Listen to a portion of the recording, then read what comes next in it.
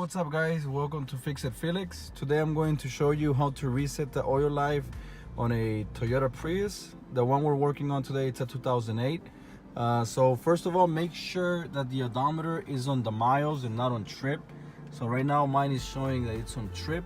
So click here until you get to the miles, which is right there.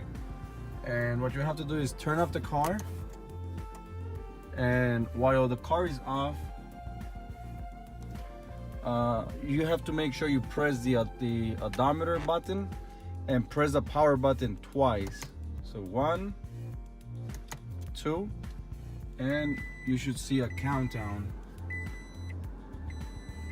Boom, right there. And then you let go of the odometer button. And that's it. It's that simple. That's how you reset the oil life on a Toyota Prius. So alright guys, thanks for watching. Please like, comment and subscribe, and as always, peace.